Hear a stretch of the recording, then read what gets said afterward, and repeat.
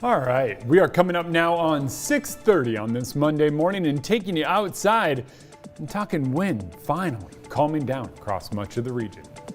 This morning, Washington officials are warning of rising COVID-19 cases as new variants gain traction throughout the state. Yeah, tell the puppy you love him. I love him. Hey, we've seen plenty of viral videos of cute kids, adorable cats, and dogs, but now there's one circulating the internet of this parrot from Idaho. Got a lot coming up this morning. We want to Up with KREM begins now. welcome you to Up with KREM this morning as we get straight to our top story this morning, because during the day and throughout the night, we all know winds howled across the Northwest yesterday.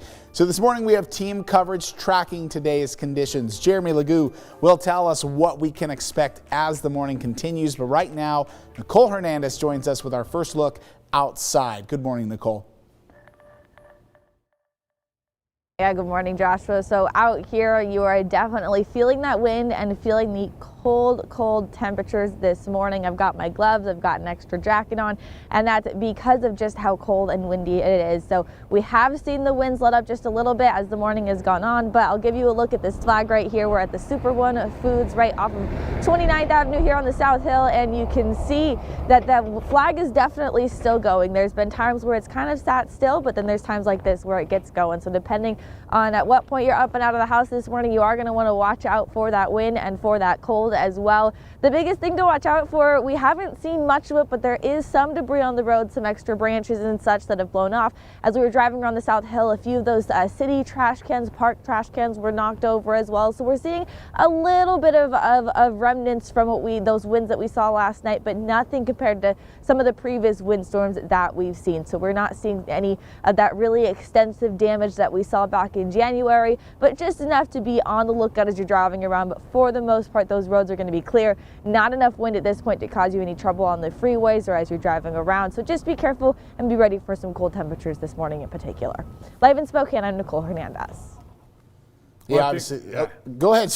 Go ahead, Jeremy. I think Nicole did a great job of describing the one thing I noticed when I was out there, which was the bite of the wind. Yeah, that feel-like weather is really important, especially because even though the wind itself is dying down in terms of its destructive capability, it is certainly making it feel a lot colder than what the original numbers are going to say. Yeah, absolutely. You head out the door this morning, you are going to notice that, as well as some of that breezy wind continuing. So let's take you outside, give you a look at what to expect throughout the day. Today, right now, it's a few clouds overhead, but those clouds are quickly clearing out, and that is because of the wind ushering in a cooler, drier air mass. We're looking at temps hanging out in the 20s and 30s early on this morning, upper 20s in both Spokane and Coeur d'Alene. You factor in the wind and it feels like it is in the teens for both Spokane and Coeur d'Alene. Feels like 17 down in Pullman, 20s elsewhere, so it is a chilly start to the day. We've seen some strong wind gusts since midnight, but those wind gusts are quickly starting to die down.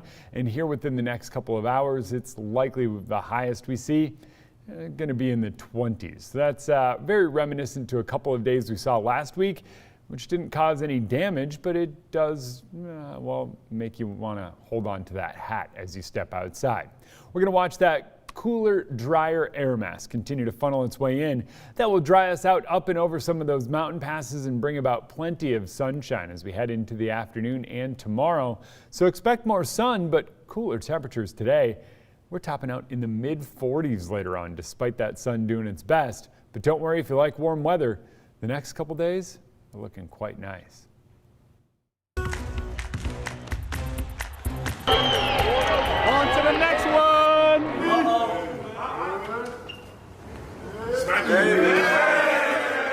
Speaking of things that are looking quite nice, the Gonzaga Bulldogs are on their way to the Elite Eight after beating Creighton yesterday. And what a beating it was. And who was in person but our own Dana Marie McNichol, joining us live this morning to talk about the Zags' big win. Good morning, Dana Marie. How are you feeling? Good morning. Oh, just so excited and happy to be, where we are as a Gonzaga fan.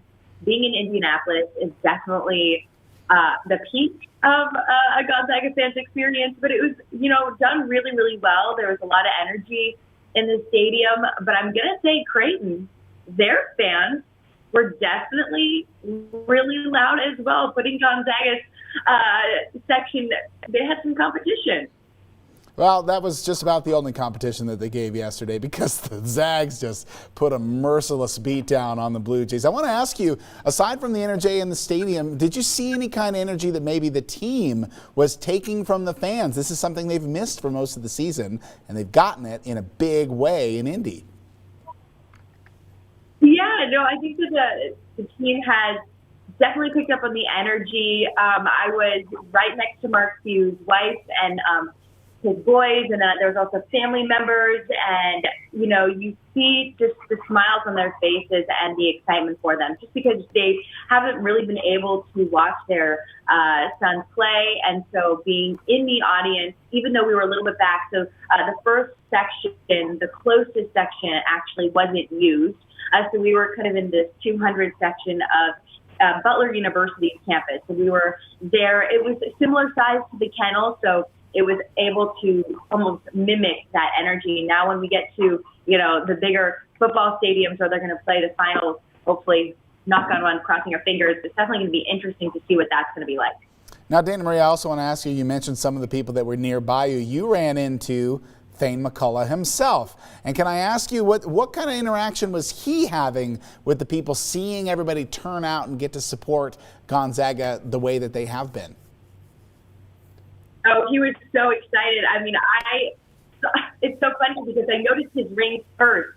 He had all of these amazing championship rings, NCAA tournament rings, and his hands were just heavy. They were absolutely heavy, and he just was so excited. Everyone was coming up to him, looking at the rings, and he was chatting with the people around him about just how proud he is of Gonzaga. I mean, he's really active on social media.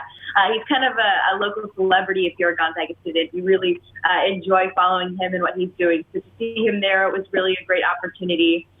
And then I also got to speak to some fans after the game. I actually stopped Corey Kingsford's coaches from high school, his basketball coaches, which was really, really cool. And he used, all his players get 6 tickets, and so he used most of those tickets and sent a couple of his coaches from King High School back on the west side of Washington. So definitely a variety of, family, old coaches, and then just fans like me, just very, very excited in the audience. Dana Marie, I got time for one real quick question for you. Obviously, everyone excited to be there. How's everyone feeling about Gonzaga's chances against USC that you talked to? You know what? I think our chances are really good. Everyone is ready to go. They keep saying 3 more. That's kind of all we really need. I caught the USC and Oregon game last night, and I don't think Gonzaga has anything to worry about. Again, knock on wood. And I think a lot of people here think the same. I know a lot of people here in Spokane hoping that you are right, and we will all be watching as the tournament continues. Good to see you, Dana Marie. Absolutely. Miss you guys. See you soon. Here at 6:37 this morning, we've got an update for you on 3 things you need to know about COVID-19 today. Number 1, top health officials from Washington State say data from Western Washington shows some concerning trends. Health officials say the numbers point to the potential of a 4th wave of the virus. According to new data released by the Washington Department of Health, at least 400 cases of the new coronavirus variant, first detected in California, have been detected in Washington since December. Number 2, starting this Wednesday, Washington Department of Health will no longer require proof of eligibility for the vaccine with the Phase Finder tool. Phase Finder, of course, is the online questionnaire patients were previously required to take to prove they were eligible for the shot. DOH leaders say they do trust most people will continue to do the right thing and wait their turn. And as COVID-19 vaccine supplies ramp up in the state will shift to a new problem: hesitancy of the vaccine, as some people say they just don't want to get the vaccine. According to UW's Institute for Health Metrics and Evaluation, about 21% of people in the state of Washington will not or probably will not get the vaccine.